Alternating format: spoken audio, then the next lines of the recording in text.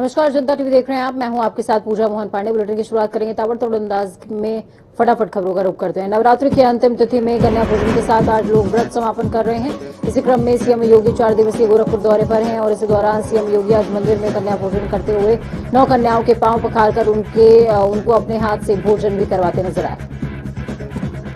CM योगी सालों से नवमी के दिन कन्या पूजन करते आ रहे हैं। योगी ने प्रदेशवासियों को महानवमी की शुभकामनाएं भी दी हैं। योगी ने ट्वीट करते हुए कहा, मां सिद्धिदात्री से प्रार्थना है कि हम सबकी मनोकामनाएं पूर्ण हों और प्रत्येक प्रदेशवासी सदैव स्वस्थ, समृद्ध और खुशहाल रहे। आगामी विधानसभा चुनावों से पहले इसी महीने की 18 तारीख को होने जा रहे विधानसभा सत्र के दौरान 17वीं विधानसभा के उपाध्यक्ष का चुनाव होगा। विधानसभा अध्यक्ष हृदय नारायण दीक्षित ने उपाध्यक्ष के निर्वाचन के लिए 18 अक्टूबर की तारीख को घोषित किया है। उपाध्यक्ष के निर्वाचन सोमवार को सुबह 11 बजे विधान मंडप में होना होगा। विधानसभा सचिवालय ने सत्र की तैयारी शुरू कर दी है। विधानसभा का ये इस वर्ष का तीसरा सत्र होगा। विधानसभा के तीसरे सत्र के केंद्र में सदन के उपाध्यक्ष का निर्वाचन होगा। वाराणसी में ये सा मंदिर जहां पर भक्तों को हर मनोकामनाएं पूरी करने का अवसर मां देती हैं, वहां आज नवमी के दिन विश्व शांति यज्ञ का आयोजन हो रहा है। वाराणसी के ग्रामीण अंचल में मां नेपाली भगवती का धाम स्थित है। नवरात्रि के महीने में यज्ञ का आयोजन किया जा रहा है। दरअसल ये यज्ञ विश्व शांति के लिए किया जा रहा है। वहीं इस मौके पर कन्या भोज का आयोजन भी किया गया।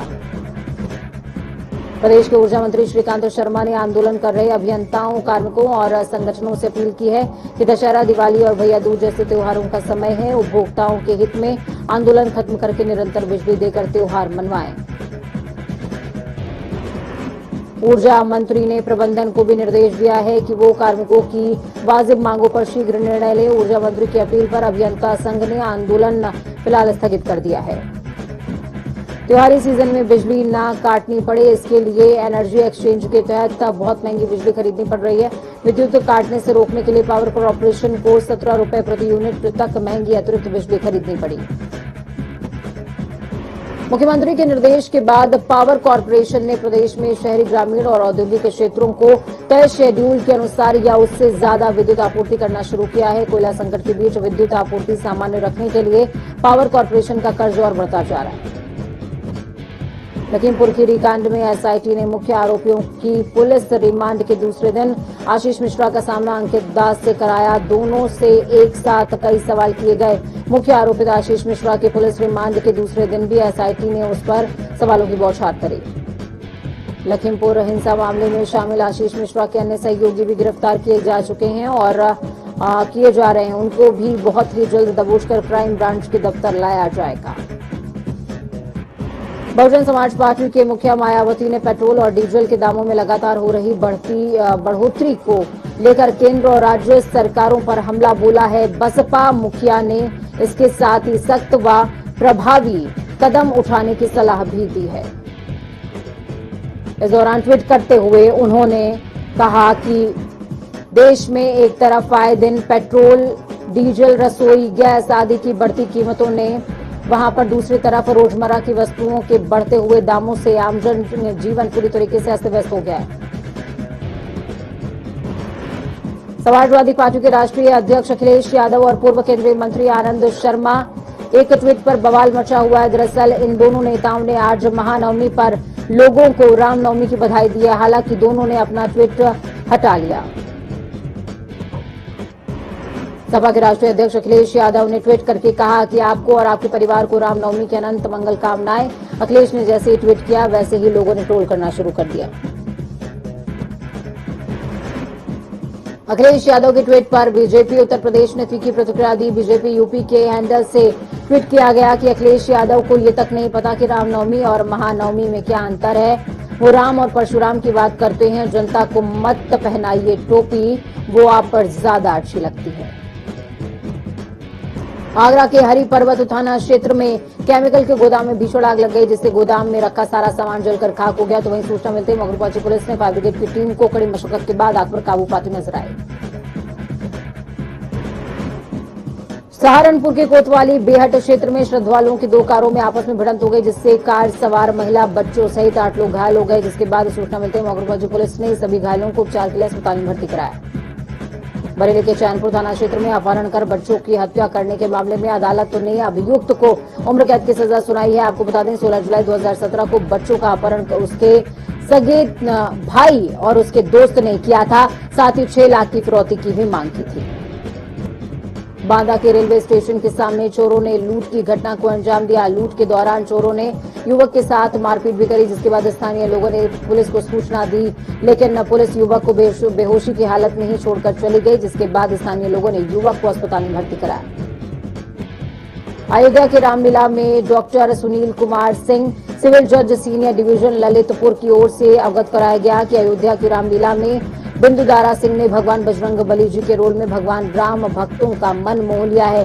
सभी राम भक्त उनकी राम भक्ति से प्रसन्न हुए हैं। प्रयागराज के औद्योगिक थाना क्षेत्र में सोते समय मां बेटी की गला रेत कर हत्या कर दी गई, जिसके बाद सूचना मिलते ही मौके पर पहुंची पुलिस ने शव को कब्जे में लेकर पोस्टमार्टम के लिए भेज दिया और आगे की तफ्तीश शुरू कर दी।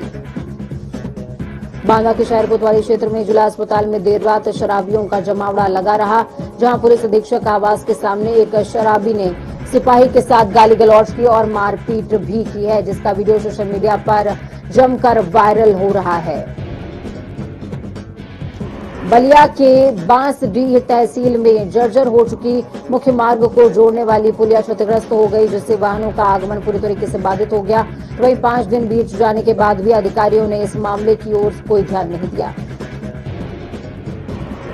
महोबा के कोतवाली चरखारी क्षेत्र में 16 साल की युवती ने अज्ञात कारणों के चलते फांसी लगाकर आत्महत्या करने की कोशिश करी, तो वहीं परिजनों ने उसे आनन फानन में फंदे से उतारकर अस्पताल में भर्ती कराया, जहां उसका इलाज जारी है। सहारनपुर के तीतरो थाना क्षेत्र में ग्रामीणों ने 3 शातिर ठगों को लाठी डंडों से जमकर पीटा। शातिर ठगों ने एक महिला से कानों के कुंडल लूट लिए और भागने लगे। फिर भी पीड़ित महिला समेत अन्य महिलाओं ने शोर मचाया, तो ग्रामीणों ने इन तीनों शातिरों को दौड़कर पकड़ लिया।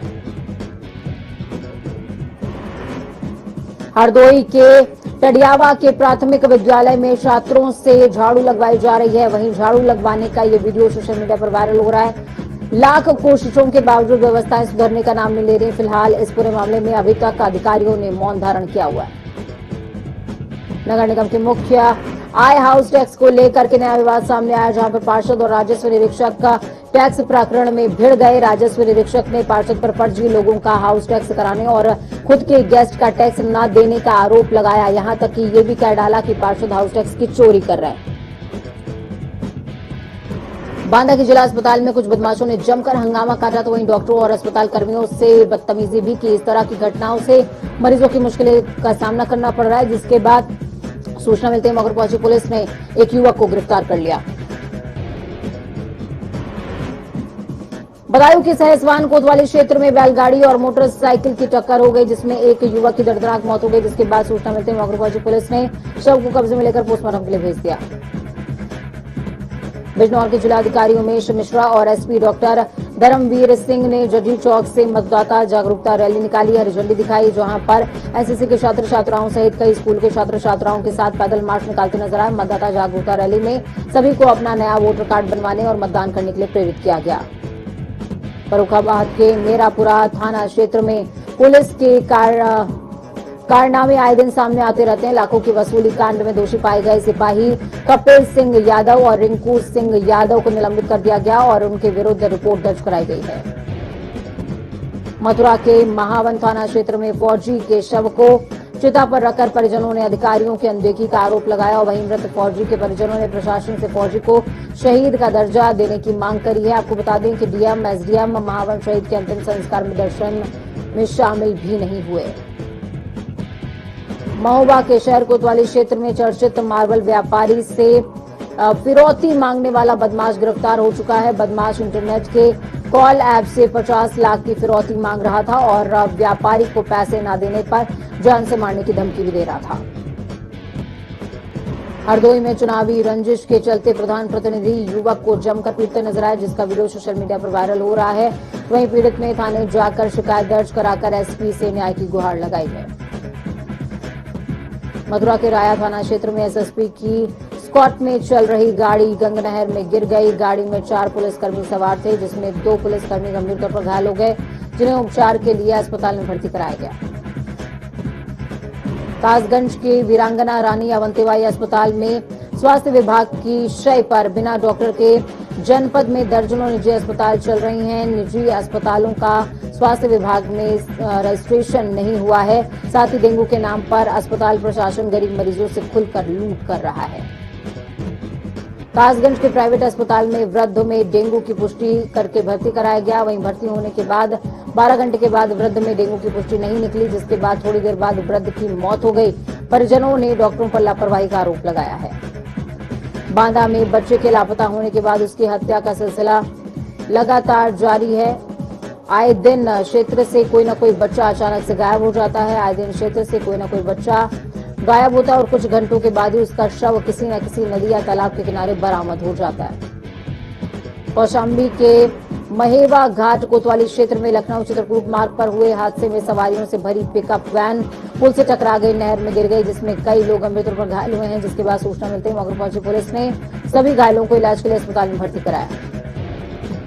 गाजीपुर के शादियाबाद थाना क्षेत्र में एक घर में अभी तक बिजली नहीं पहुंच पाई है, जिसके चलते परिवार वाले ढेबरी के उजाले में गुजारा करने को मजबूर हैं। वहीं ढेबरी के लौ से घर में आग लग गई, जिससे कि गृहस्थी का सारा सामान जलकर खाक हो गया। परिवार वाले अब खुले आसमान के नीचे रह रहे हैं।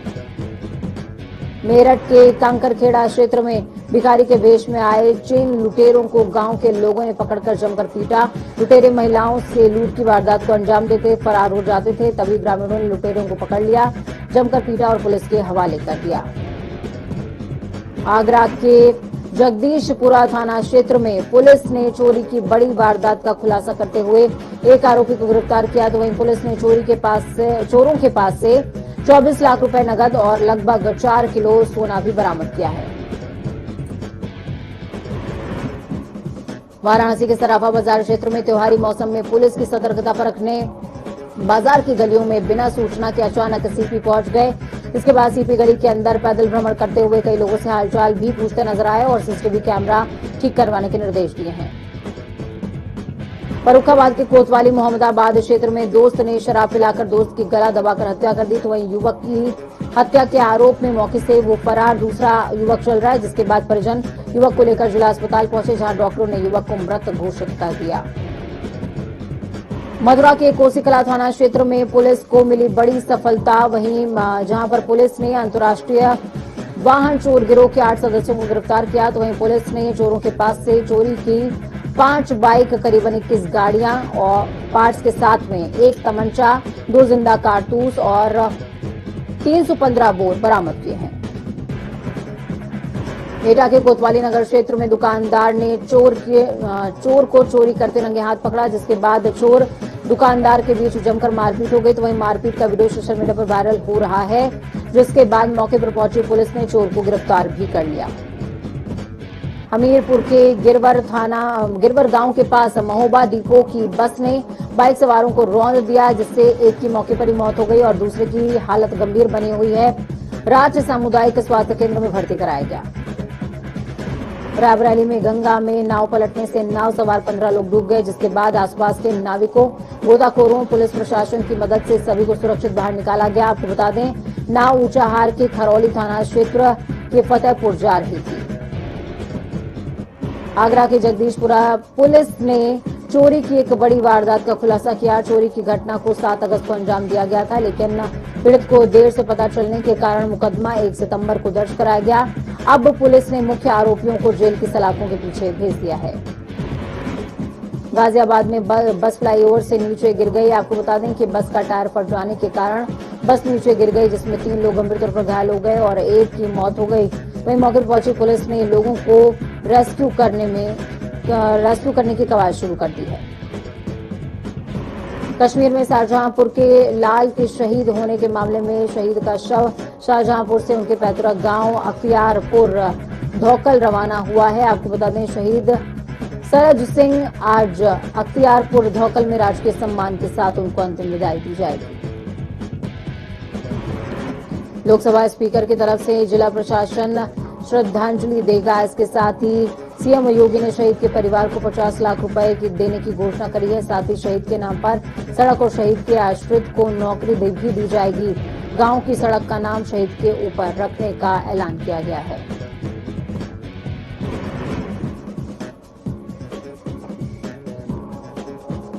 मुजफ्फरनगर के नई मंडी क्षेत्र में स्थित पटेल नगर के आदर्श रामलीला भवन सेवा समिति की ओर से लगातार 15 दिन से भव्य रामलीला का मंचन किया जा रहा है। रामलीला मंचन की शुरुआत भगवान गणेश जी और श्री रामचंद्र जी की आरती के साथ की गई।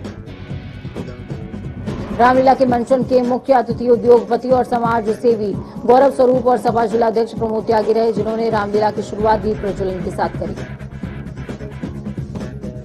अयोध्या की रामलीला में अयोध्या में जाने माने सुपरस्टार और बीजेपी सांसद मनोज तिवारी ने अपने अभिनय से अयोध्या की रामलीला ने राम भक्तों का मन मोह लिया। भोजपुरी सुपरस्टार बीजेपी के सांसद मनोज तिवारी ने बोला, मैं दूसरे साल अयोध्या की रामलीला में काम करने जा रहा हूं। बीजेपी सांसद मनोज तिवारी ने कहा, भगवान श्री राम के आशीर्वाद और राम भक्तों के प्यार से 19 करोड़ 60 लाख से भी ज्यादा भगवान राम के भक्तों ने अयोध्या की रामलीला को देखा है। अयोध्या की रामलीला विश्व की सबसे बड़ी रामलीला है। वहीं एक दिन में 2.5 करोड़ लोगों ने अयोध्या की रामलीला देखकर पिछले साल के सारे रिकॉर्ड तोड़ दिए। सुल्तानपुर के नगर कोतवाली क्षेत्र में अज्ञात 4 पहिया वाहन ने स्कूटी सवार महिला को टक्कर मार दी, जिससे महिला की दर्दनाक मौत हो गई। जिसके बाद सूचना मिलते ही मौके पहुंची पुलिस ने शव को कब्जे में लेकर पोस्टमार्टम के लिए भेज दिया।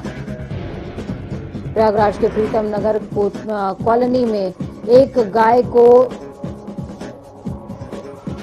गाय नाले में गिर गई। वहीं इसकी सूचना गाय मालिक को दी गई, जिसके बाद गाय मालिक ने मौके पर पहुंचकर इलाके में रहने वाले लोगों के साथ मिलकर उस गाय को नाले से बाहर निकाला।